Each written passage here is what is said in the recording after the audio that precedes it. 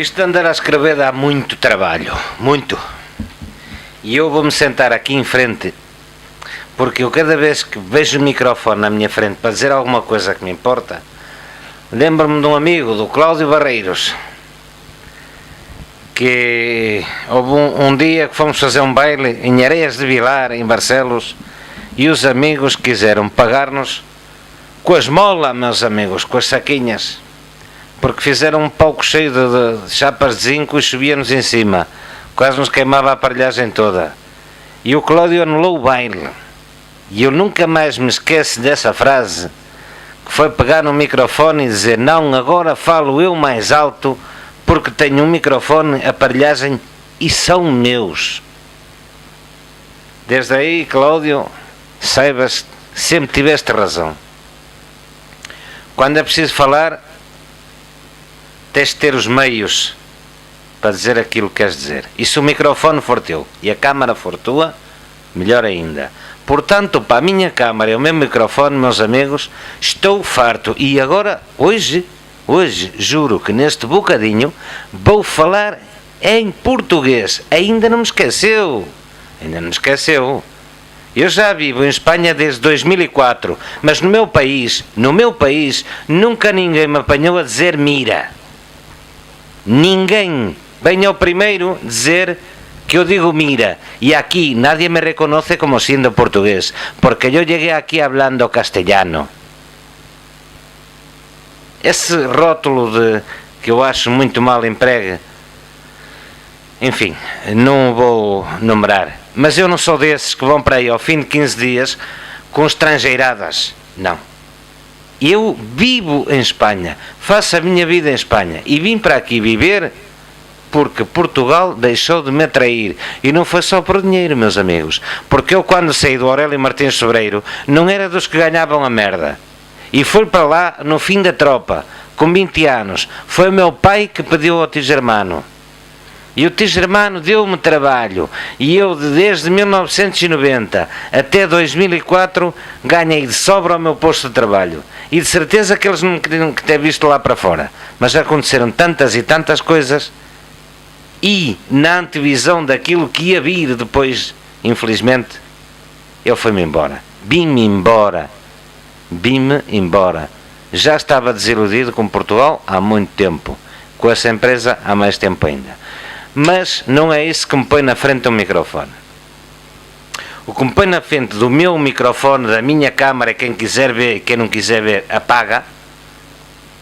Espero não passar dos 10 minutos, é simplesmente isto: 64 mortos, 64 dos vossos, e hoje eu só vejo o meu Facebook cheio de vamos lá ao São João. Aqui ninguém... Eu não tenho vontade de São João, e estou a 1200 km daí, não morreu ninguém da minha família, nenhum.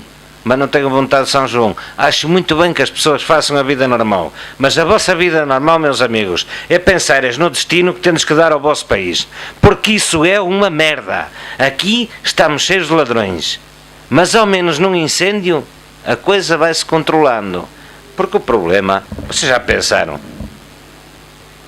pensaram em distinguir que aí a desgraça do fim de semana passado, há duas coisas completamente diferentes. O problema não é se foi um raio ou foi o que costuma ser sempre um desgraçado desses que pega numa, não sei em quê, eu ia dizer na caixa de fósforo, mas há muitas décadas que não são caixas de fósforo, não interessa. Mas a diferença não é se foi um incendiário ou foi um raio, se foi a mãe natureza ou foi alguém que fez. A diferença é que a diferença são duas coisas diferentes, entendeis? Dois conceitos diferentes. É uma coisa, um incêndio florestal, como catástrofe natural, provocada, aquilo que vocês quiserem, e a segunda são 64 vítimas mortais. O governo do nosso país existe para nos dar proteção. Comprou submarinos para quê? Supostamente para que não venha um inimigo qualquer, que espero eu que não seja a Espanha.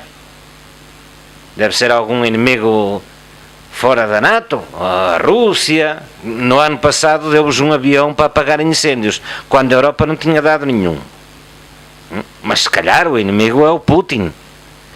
A maioria de vós não faz a mínima ideia quem é o Putin. Mas se calhar o inimigo é ele. Quer dizer, gastaram uma pasta tremenda em submarinos. E uma merda de um Canadair não tem nenhum.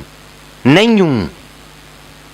Pensem um bocadinho, e antes de falar, e não defendam gente que não precisa de ser defendida, porque eles têm a vidinha deles feita. O meu amigo, se candidata a primeiro-ministro, ministro da administração interna, aquilo que você quiser, sabe a responsabilidade que vai assumir. Ninguém o mandou para lá.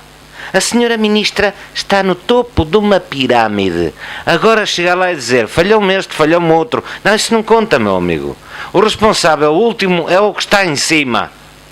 Este que está aqui em cima, e assume a responsabilidade dos outros todos, e põe-se a andar. Se não foi capaz de mandar neles, de forma que aquela porcaria não falhasse, 15 horas, hoje ouviu aqui no telejornal ao meio-dia, aqui em Espanha, a vergonha, 15 horas sem ter comunicação, na situação de emergência que estávamos a viver, com os milhões que o sistema de comunicação da Proteção Civil custou ao governo português, aos portugueses, ao governo não. Ao governo não, é que nos enganamos. Ao governo não custa nada, custa a cada um dos portugueses. Custou aos 64 mortos e a cada um dos familiares dos 64 mortos pagaram impostos para pagar essa merda. E serviu de quê? Serviu de quê? Todos os anos vemos a mesma merda. Todos os anos vemos igualzinho pedir ajuda a Marrocos. A um país que nem sequer é da comunidade. O ano passado pedimos ajuda e a comunidade mandou-nos por aqui. Ou disse que não podia. Até a senhora Merkel. E foi o Putin que nos mandou um avião que assustou Vila Nova de Cerveira, porque era um avião a reator, como um avião de passageiros. Foi ou não foi? É mentira? Há um ano, ou há menos de um ano, e este ano continuamos na mesma. Não me importa se é o Costa, ou se é o Quista, ou se é o Passos Coelho, é igual, ou se é o Marcelo, ou se é o Cavaco, é igual. Deixemos-nos dessa estupidez de esquerda e direita. Não há esquerda nem direita, há poder e população, e quem tem o poder, quem decidiu apresentar-se a umas eleições e ir para lá, tem deveres, meus amigos. Tem deveres. E desta vez não os cumpriu nenhum. Outra discussão é que a Autoridade Nacional da Proteção Civil seja uma merda. Em termos de funcionamento. Não dos seus membros. Se calhar até tem lá pessoas muito capazes. Mas funciona mal e porcamente. Isso para não falarmos, se quisesseis, eu até vos dava casos, mas não me apetece, de gente da minha família que se calhar podia estar cá e não está por um protocolo de atuação. Por exemplo, porque agora há um protocolo de atuação. E antes não era assim. O gajo de Riba de Âncora ligava aos bombeiros de Âncora, que são os que estão mais perto, e iam lá. Era ou não era? Agora ligam para onde? Para o 112. E depois vamos fazer umas perguntinhas, que tem que ser, porque senão vão andar a sair aí os meios à rua para nada, por um gajo que quer fazer brincadeiras no carnaval, não é? Fazem umas perguntinhas, claro, e depois determinam a zona, a urgência e tal, e mandam-nos lá. E a mim o que mais me custa ouvir nesta história toda são duas coisas. Porque isto sabe-se, meus amigos, isto sabe-se até na Austrália, isto sabe-se nos Estados Unidos. Vocês não pensem que isto que só se fala no Minho Regional ou no Jornal de Notícias. Não, eu não estou em Portugal, nem vejo imprensa portuguesa, pouca. E vejo na imprensa espanhola, isto sabe-se em todo o mundo. E sabe-se que aí houve uns falhos daqueles garrafais. Sabe-se que houve a autoridade da Guarda Nacional Republicana que disse a determinadas das vítimas que morreram naquele fatídico quilómetro de estrada, vão por aqui que a outra, porque a autoestrada não está fechada. Você acha que um homem com um uniforme que está para nos ajudar e proteger a todos, não estão só para multar? Vocês é que têm essa mania que um guarda republicano só existe para multar, mas um guarda republicano, se o mandarem socorrer, atua mais rápido que qualquer um. Portanto, é esse homem que tive a desgraça de dizer isso porque alguém lhe deu essa indicação, por amor de Deus, que ninguém tenha tomates na mínima tentar condenar a atuação que ele tive, porque ele teve a atuação mais correta. Alguém o enganou. E porquê que alguém o enganou? Porque se calhar estava enganado. Isto é uma cadeia, meus amigos. Então vamos à pirâmide. Quem é que estava lá em cima? Olha, se calhar estava de férias no Algarve. Hã? Mas a que mais me traz aqui, a razão que mais me traz aqui, pôr-me em frente do meu microfone e da minha câmara, é uma: não me continuo. Vocês podem fazer o que quiserem, eu respeito a opinião de cada um, mas a minha também se deve respeitar, e eu respeito a minha. A senhora ministra fez muito bem. Para um contingente de bombeiros e cisternas, porque eu ouvi aqui dados que nem sequer são reais, porque eu vi-os no ecrã de televisão, assim no ecrãzinho, e não são 30 mil litros de água. 30 mil litros era uma cisterna, aquela azul que até levava um reboquezinho atrás, essa leva 30 mil litros. Mas iam várias viaturas de bombeiros com motobomba, cuja capacidade de armazenamento de água era bastante superior a 30 mil litros. E ficam parados em Valença do Minho. Alguém do nosso governo, que a Junta da Galiza não quer dizer quem é, foi lá pessoalmente dizer, ou mandou dizer às autoridades na fronteira, que é uma coisa que a mim me estranha muito, porque há muitos anos que não temos fronteira, menos quando houve o europeu e não sei o quê, não? Que interrompemos o espaço Schengen, não há fronteira. Pois nesse dia havia fronteira e havia gente à espera na fronteira de Valença do Minho para parar a ajuda humanitária aqui a da Galiza. Assim, portugueses, se eu posso falar convosco nesta língua, somos 11 milhões, mas se calhar não há 1 milhão que saiba quem é o pai do português. A Galiza tem 2.700.000 habitantes. Faz fronteira ao sul da Galiza com o norte de Portugal. O Rio Minho é a fronteira natural. E depois ali para o lado de Ourense, até à província de Zamora, que já é Castilla e Leão. Somos irmãos há muitos séculos. E uma das coisas que nós devemos à Galiza é o idioma. Porque se não sabias, o português descende diretamente do galego. E formou-se como língua com a assimilação à medida que se reconquistou aos árabes até ao sul de Portugal, foi adquirindo vários dialetos que deram na nossa língua. Mas o português não descende diretamente do latim, descende diretamente do galego.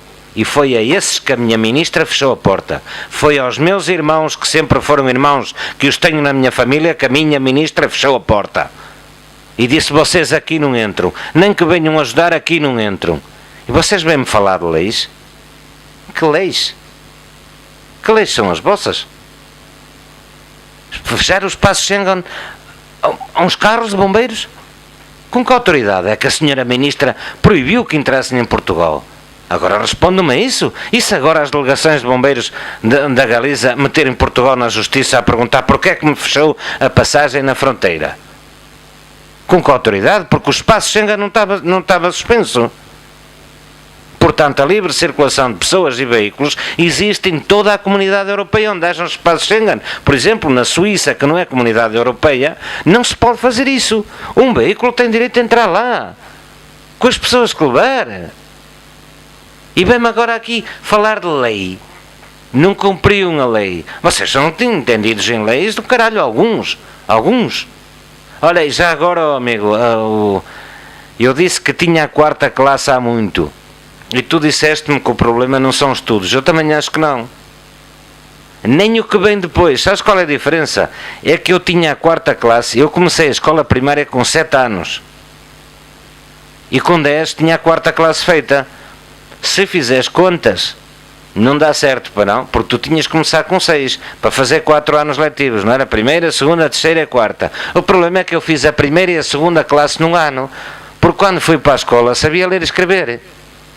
Portanto, não quer dizer que daí para a frente tenha sido mais fino, é que já não comecei burro. Para agora chegar aos 49 anos, quase 50, e ser burro da noite para amanhã, e que me digam, ah sim senhora, a senhora ministra fez muito bem. Olha, para mim fiz uma grande cagada.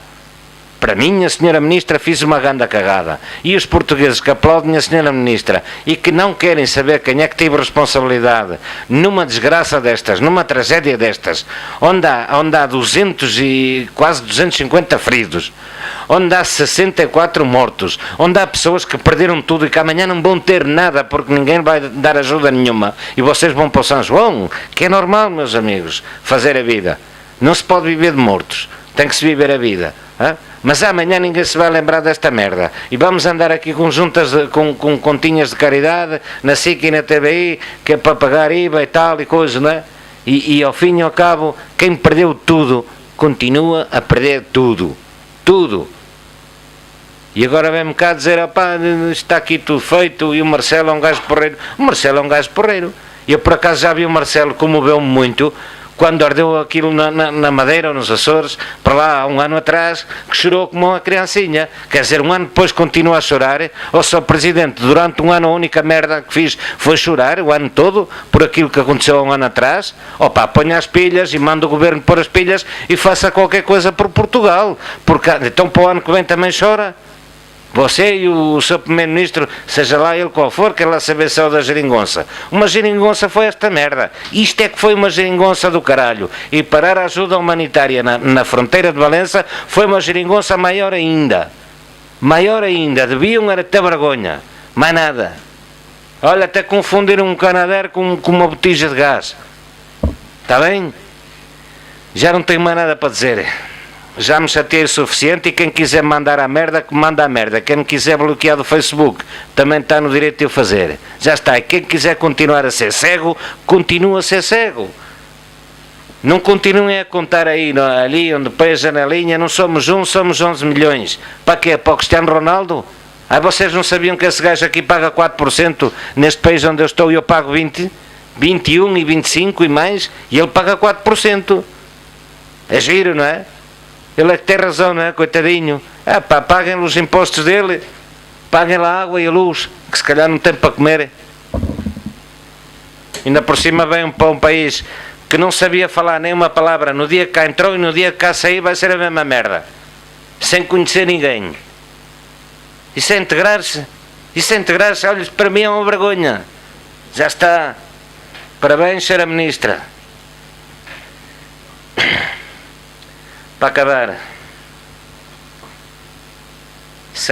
não posso acabar sem fazer. Há uma semana que estou mal, que não estou bem, que vivo a minha vida, que podia viver a minha vida a quilómetros e quilómetros daí. Atualmente em Portugal só tenho 2 pessoas que me preocupem, por lei natural, que é a minha mãe e a minha sogra. Não tenho mais nada que me preocupe. O resto tem a saúde que tem, e fora os sustos, e pode vir um acidente, um incêndio, e morremos todos, e eu também posso morrer daqui a nada a cair numa escada. Mas, meus amigos, aquilo que nos aconteceu foi outra vez o Entre os Rios. Outra vez. E vamos ser capazes de conseguir passar por cima de uma tragédia destas como se não acontecesse nada e amanhã que venha outra. Para o resto do mundo olhar para nós e dizer pobrezinhos. Pobrezinhos. No outro dia houve aqui uma jornalista que levou por todos lados. Vocês disto não sabem. Não fazem a mínima ideia. Há uma senhora que tem um programa de manhã numa cadeia das mais audiência, que é a Telecinco, a dona Ana Rosa Quintana, que cometeu a infelicidade de dizer que em Portugal morrem por incêndios porque são pobres e de esquerda. Vocês não sabem as lenhas que ela levou no Twitter, não imaginam as lenhas que ela levou no Twitter, porque vocês não imaginam os milhões de pessoas que ainda vos defendem e que têm pena de tudo isso, enquanto daí de dentro, a maioria do que eu vejo são uns ceguinhos que aplaudem os senhores que vão chorar em frente à câmara da televisão. E que os votam daqui a 1 ano, ou 2 ou 3, quando eles quiserem ir para lá.